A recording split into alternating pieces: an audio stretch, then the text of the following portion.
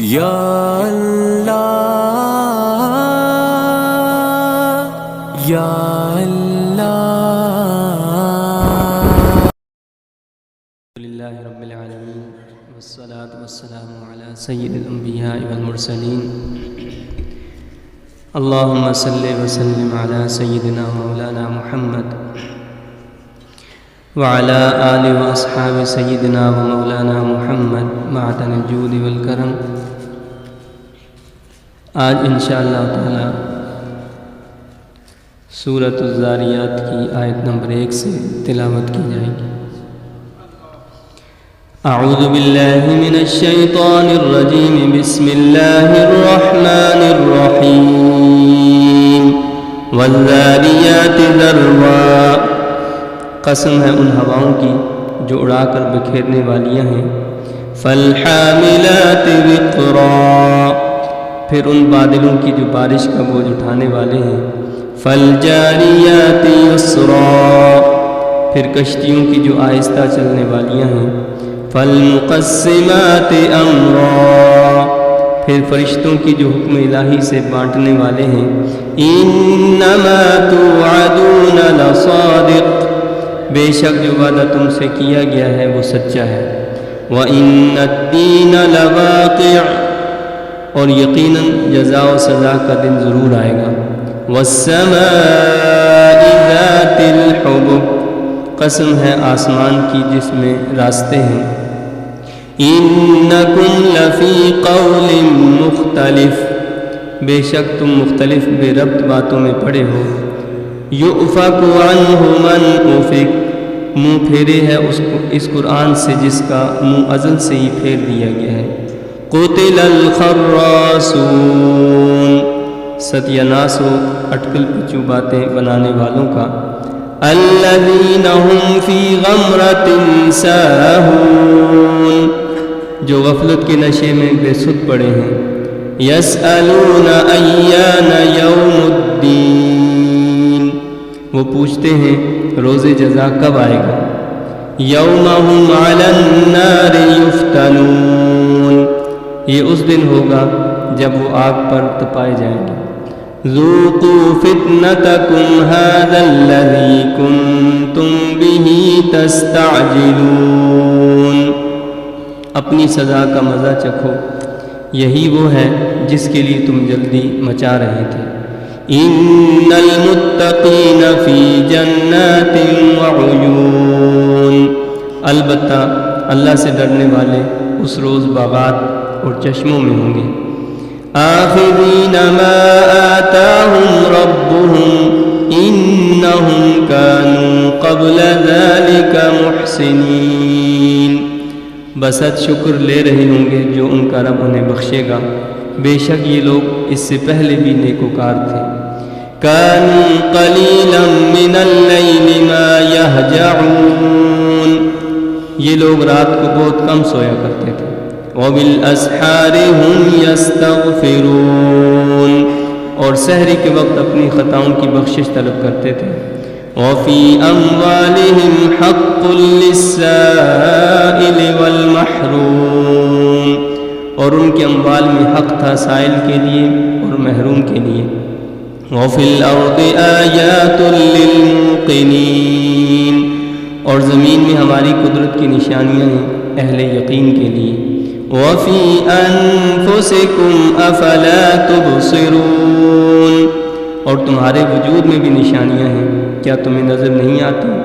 وفی السماء رزقکم وما توعدون، اور آسمان میں ہے تمہارا رزق اور وہ ہر چیز جس کا تم سے وعدہ کیا گیا ہے۔ فورب السماء والارض انہ لحق مثل ما انکم تنطقون، پس قسم ہے آسمان اور زمین کے رب کی، یہ حق ہے بعین ہی اسی طرح جس طرح تم باتیں کر رہے ہو۔ یہ سورہ ذاریات کا پہلا رکوع ہے،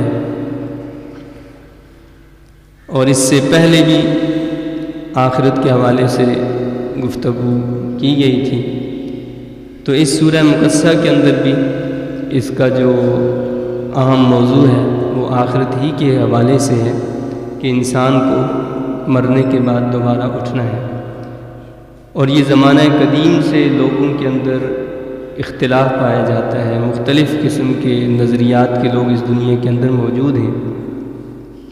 کچھ وہ تھے جو یہ سمجھتے تھے کہ جی مرنے کے بعد تو کوئی زندگی ہے ہی نہیں، یعنی وہ قطعاً اخروی زندگی کا انکار کرتے ہیں، منکر ہیں۔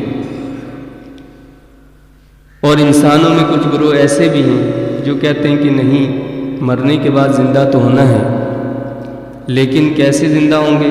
کہتے ہیں کہ جو شخص مر گیا تو مرنے کے بعد اگر وہ نیک ہے تو نیک صورت میں، نیک شکل میں اس کو اللہ تعالیٰ دوبارہ دنیا کے اندر بھیج دیتا ہے، اور جو برا ہے، بدکار ہے، تو بری شکل کے اندر اس کو اللہ تعالیٰ دنیا کے اندر بھیج دیتا ہے۔ یہ عقیدہ تناسخ کہلاتا ہے۔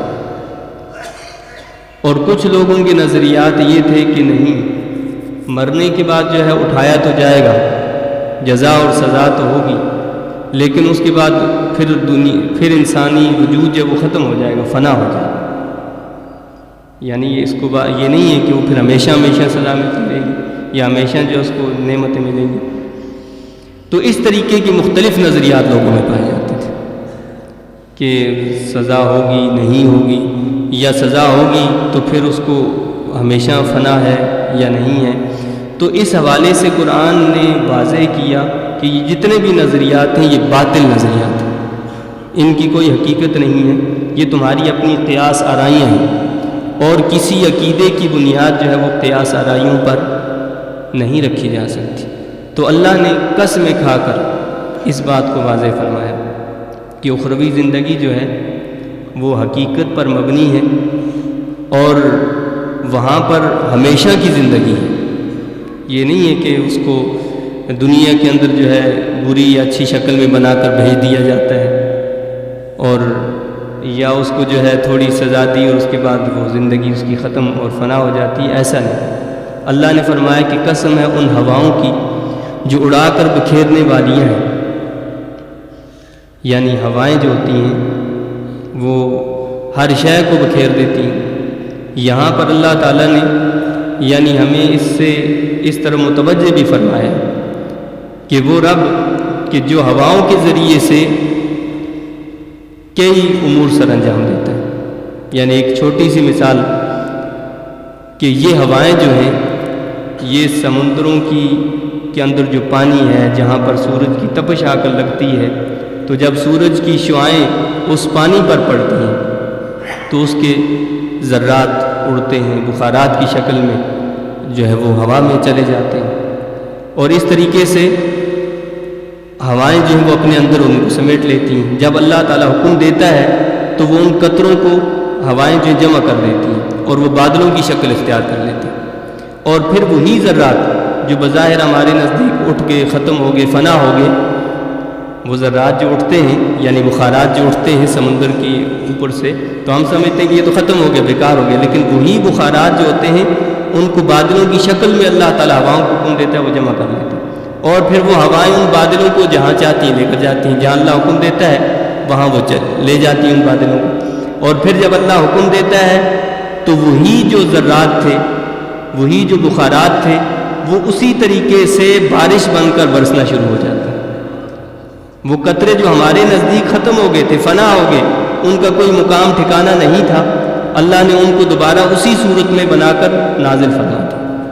تو بتایا گیا کہ اللہ تعالیٰ جو ہے وہ اس بات پر قادر ہے کہ جس نے انسان کو بنایا، اور انسان آج یہ کہتا ہے کہ جب میں مر کر مٹی ہو جاؤں گا، میرا ذرا ذرا منتشر ہو جائے گا، مجھے دوبارہ کیسے جمع کیا جائے گا، اور کیسے مجھ سے سوال جواب ہوگا، کیسے مجھے اٹھا کر اللہ تعالیٰ اپنی بارگاہ میں پیش کرے گا۔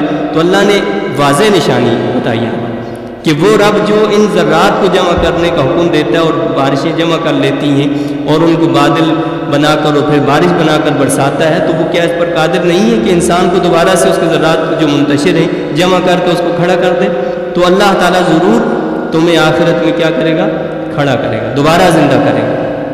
فرمایا تو قسم ہے ان ہواؤں کی جو اڑا کر بکھیرنے والیاں ہیں، پھر ان بادلوں کی جو بارش کا بوجھ اٹھانے والے، واضح فرما دیا، یعنی ان بادلوں کی قسم جو ان ہواؤں کی جو بادلوں کا بوجھ اٹھاتے ہیں، وہ ہوائیں جو بادلوں کو اٹھا کر لے کر چلتی ہیں، لے کر جاتی ہیں، تو اللہ نے قسم کھائی۔ پھر کشتیوں کی جو آہستہ چلنے والی ہیں، کشتیاں پانی کے اوپر چلتی ہیں، ان کشتیوں کی بھی قسم کھائی گئی۔ پھر فرشتوں کی جو حکم الہی سے بانٹنے والے ہیں، یعنی اللہ تعالیٰ نے فرشتوں کو مقرر کر دیا، ہر ایک کی ڈیوٹی ہے، تو وہ کسی کو رزق پہنچاتے ہیں، کسی کی مدد کرتے ہیں، کسی تک یعنی انبیاء کرام علیہ السلام تک وہ وحی پہنچاتے ہیں۔ تو اللہ نے ہر ایک کی ڈیوٹیاں مقرر کی، تو فرمایا کہ پھر فرشتوں کی جو حکم الہی سے بانٹنے والا۔ اس سے یہ بات بھی واضح ہو جاتی ہے کہ اللہ رب العزت ان ساری چیزوں کا محتاج نہیں ہے، لیکن اس کے باوجود اس نے ایک نظام بنایا اور اس نظام کو ہمارے سامنے رکھا ہے کہ تم بھی اپنے کاموں کو تدبیر کے ساتھ، حکمت کے ساتھ جو سر انجام دیا۔ اللہ تعالیٰ چاہتا تو کسی فرشتے کو، کسی ہوا کو اور اسی طریقے سے کسی اور چیز کو بنا کر اس کے حوالے کوئی کام کرنے کی ضرورت نہیں تھی، لیکن اللہ نے یہ سب کچھ کیا ہے۔ کس لیے کیا ہے؟ ہمیں بتانے کے لیے کہ کسی کام کو صحیح طور پر سر انجام دینے کے لیے، اس کے لیے اللہ تعالیٰ نے مختلف لوگوں کو، مختلف فرشتوں کو مختلف ڈیوٹیاں اللہ تعالیٰ نے عطا فرمائی ہیں، اور یہ سارا کام اس طریقے سے اللہ تعالیٰ سر انجام دے رہا ہے۔ لیکن وہ محتاج کسی کا نہیں، وہ نہ کسی فرشتے کا محتاج ہے، نہ کسی ہوا کا محتاج ہے، بلکہ ہر ایک کو طاقت عطا فرمانے والا بھی خود رب ہے۔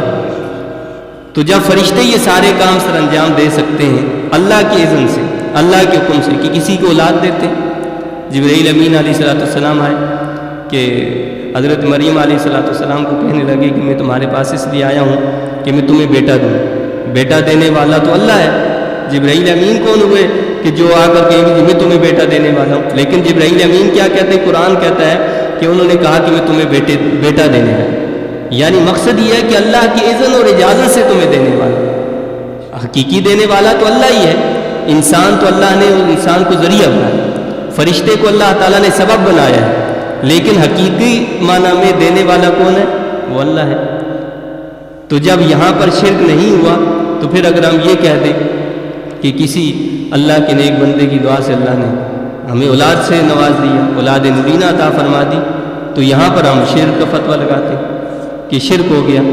تو جبرائیل امین علیہ السلام خود کہتے ہیں کہ میں تمہیں بیٹا دینے آیا ہوں۔ تو کہنے کا مقصد یہ ہے کہ اللہ تعالیٰ کسی چیز کا محتاج نہیں ہے، لیکن اس نے اپنے بندوں میں ایسے لوگوں کو پیدا کیا ہے کہ جن سے وہ اپنی مخلوق کو فائدہ دینا چاہتا ہے، تو مخلوق ان سے فائدہ اٹھاتی ہے۔ حقیقی معنوں میں تو فائدہ دینے والا تو اللہ ہے، لیکن اس نے سبب دنیا کے اندر ان لوگوں کو بنا دیا۔ پھر اللہ نے فرمایا کہ بے شک جو وعدہ تم سے کیا گیا ہے وہ سچا ہے۔ 4 قسمیں کھائیں، اور 4 قسمیں کھانے کے بعد اللہ نے فرمایا کہ جو تم سے وعدہ کیا گیا وہ سچا ہے، یعنی قیامت برپا ہو کر رہے گی، تمہیں دوبارہ زندہ ہونا ہے، اور زندہ ہو کر اللہ کی بارگاہ میں سزا اور جزا جو ہے وہ تمہیں ملے گی، تم سے حساب کتاب لیا جائے گا، اور یقیناً جزا و سزا کا دن ضرور آئے گا۔ قسم ہے آسمان کی جس میں راستے ہیں۔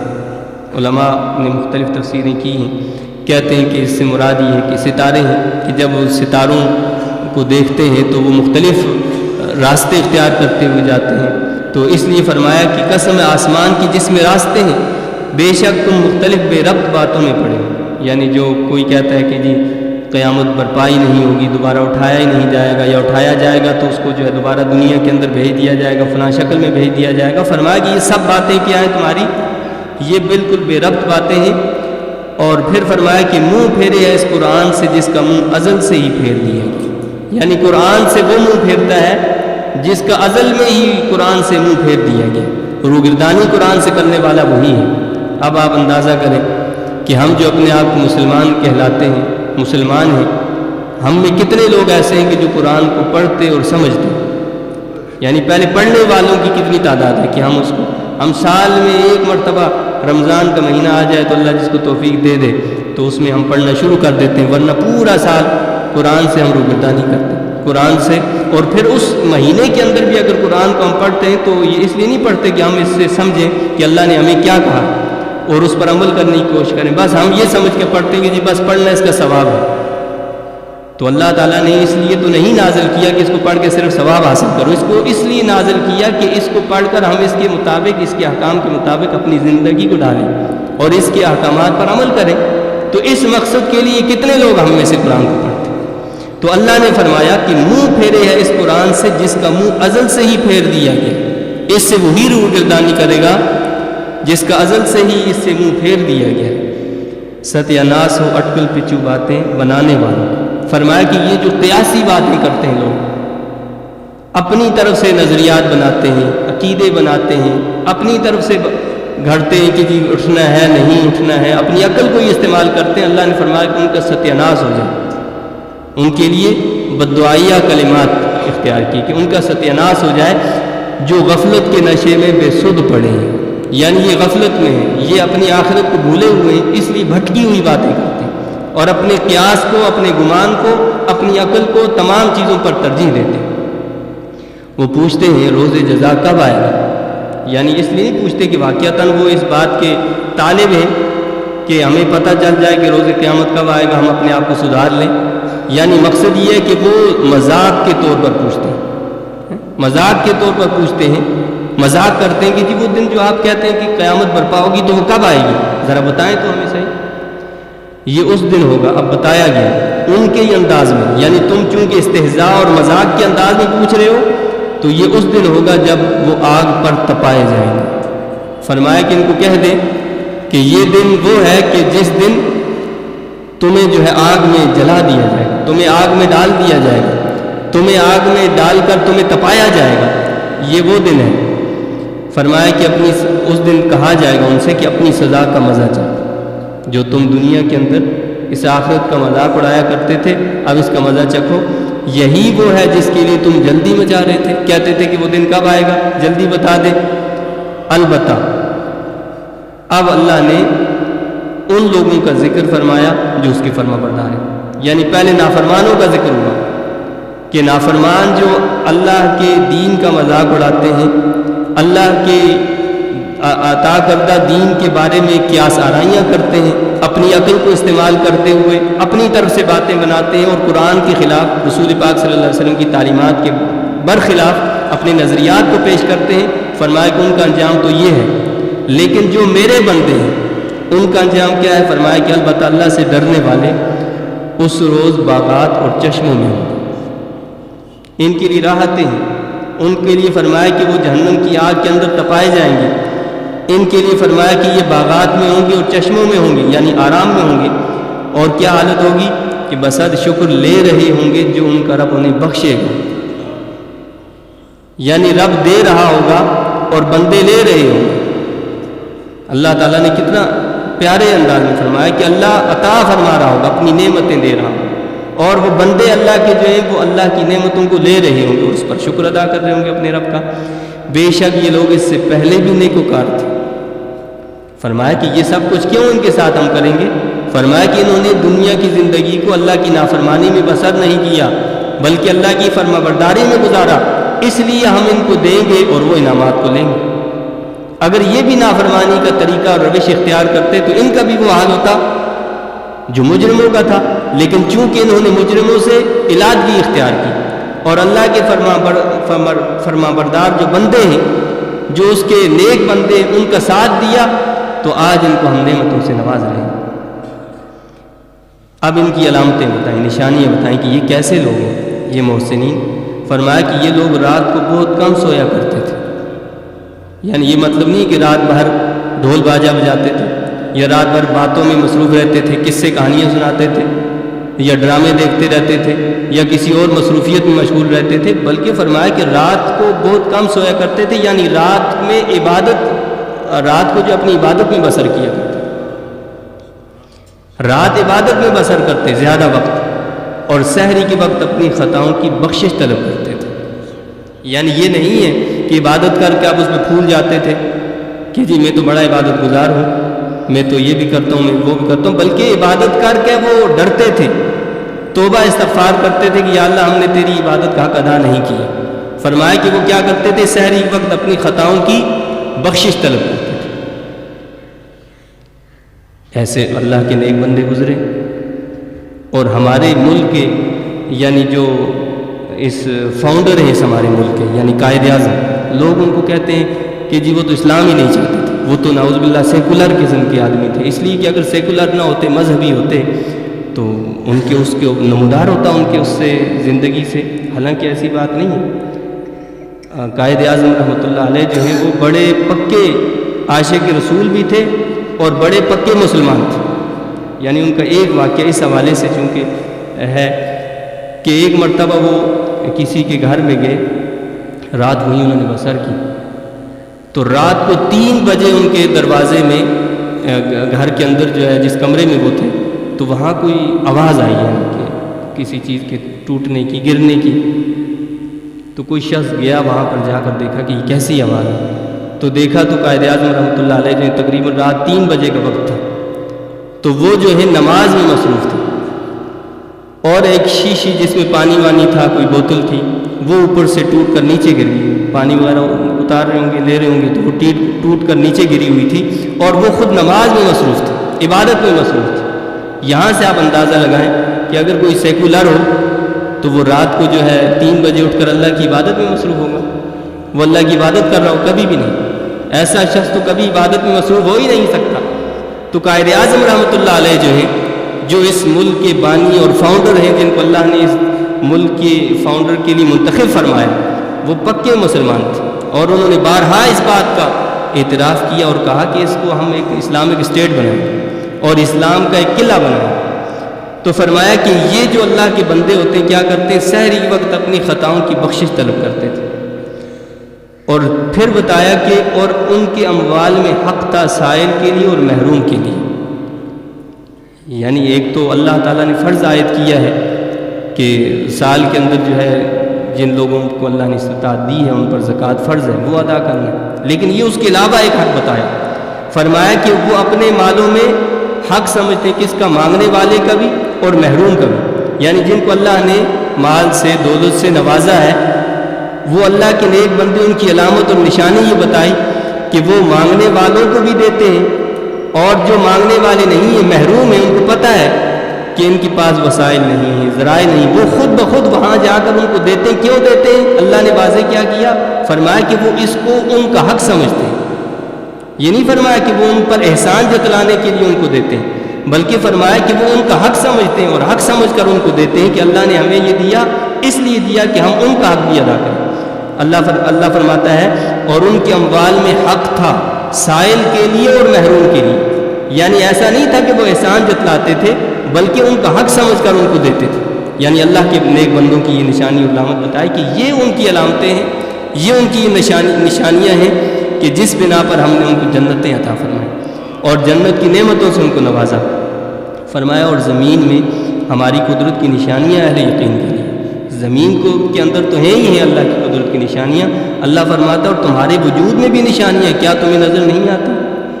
کہ اگر ہم اپنے وجود کے اندر غور کریں، فکر کریں کہ کس طریقے سے ہم پیدا ہوئے، کس کنڈیشن میں اللہ نے ہمیں رکھا، پھر ہم اس دنیا کے اندر آئے، کیسے تھے، کس طریقے سے اللہ نے زندگی دی، اور ہم جوان ہوئے، بڑے ہوئے، اور پھر اللہ نے ایک نظام جو ہمارے اندر بنا رکھا ہے، یہ ایک دل دھڑکتا ہے، یہ مشین چل رہی ہے خود بخود، ہم کوئی اس پر پیسہ نہیں لگا رہے، کوئی اور چیز نہیں لگا رہے، یہ پھیپھڑے ہیں جن کے ذریعے سے ہم ہوا حاصل کر رہے ہیں، یا اس طریقے سے جگر ہے جو ہمارے اندر خون بنا رہا ہے، یہ ساری مشین اور یہ ساری کاریگری جو اللہ نے ہمارے اندر پیدا کر دی ہے، خود بخود چل رہی ہے، بغیر کسی فیس کے، بغیر کسی پیسے کے۔ تو فرمایا کہ اس پر غور کیوں نہیں کرتے؟ وہ رب کیسا حکیم ہے کہ جس نے تمہارے اندر ایسا نظام بنایا ہے کہ جو دنیا کا کوئی انسان بنا ہی نہیں سکتا، کوئی بھی مخلوق بنا ہی نہیں سکتی ایسا نظام جیسا اللہ تعالیٰ نے بنایا۔ تو فرمایا کہ اگر تم اپنے اندر بھی غور کرو گے تو نشانیاں تمہیں مل جائیں گی۔ اور آسمان میں ہے تمہارا رزق، اور وہ ہر چیز جس کا تم سے وعدہ کیا گیا۔ اب اللہ بتاتا ہے کہ تمہارا رزق تو آسمانوں میں ہے، مقصد یہ کہ لوح محفوظ کے اندر لکھ دیا گیا ہے، جس کو جتنا رزق اللہ نے دینا ہے تو وہ وہاں سے نازل ہوتا ہے، اللہ نے لکھ دیا ہے۔ وہ پھر زمین سے پیدا ہوتا ہے، اس کے لیے اللہ نے زمین کے اندر اسباب، ذرائع، وسائل پیدا کر دیے ہیں، ان کے ذریعے سے دیتا ہے، لیکن وہ لکھ دیا ہے۔ کیا لکھ دیا ہے؟ جو رزق ملنا ہے جس کو، وہ اللہ نے لکھ دیا وہاں لوح محفوظ کے اندر، اور جو اس کا ٹھکانہ آخری ہونا ہے وہ بھی لکھ دیا گیا ہے کہ اس کا یہ آخری ٹھکانہ ہوگا۔ پس قسم ہے آسمان اور زمین کے رب کی، یہ حق ہے بے عین ہی، اسی طرح جس طرح تم باتیں کر رہے ہو۔ یعنی فرمایا کہ یہ کوئی قصہ کہانی نہیں ہے کہ ایسے ہی کوئی قصہ کہانی سنا دی، بلکہ یہ ایسی حقیقت ہے جس طریقے سے تم ایک دوسرے کے سامنے بیٹھ کر باتیں کرتے ہو اور ان کو حقیقت سمجھتے ہو نا، اس کو کوئی ایسی بات تو نہیں سمجھتے کہ کہیں ہم خواب میں یا ہم کہیں جو ہے کسی اور دنیا میں بیٹھے ہوئے ہم اپنے عقل اور ہوش اور حواس میں نہیں، بلکہ ہم عقل و ہوش اور حواس کے اندر ہوتے ہوئے جس طریقے سے ایک دوسرے سے باتیں کرتے ہیں، اللہ نے فرمایا کہ اسی طریقے سے یہ قرآن بھی حق ہے اور قیامت کا آنا بھی اسی طریقے سے حق ہے۔ تو اللہ تعالیٰ سے دعا التجا ہے کہ اللہ تعالیٰ میں قرآن و سنت کی تعلیمات کا فہم عطا فرمائے اور ان تعلیمات کے مطابق عمل کی توفیق عطا فرمائے۔ آمین و آخر دعوانا الحمد للہ رب العالمین۔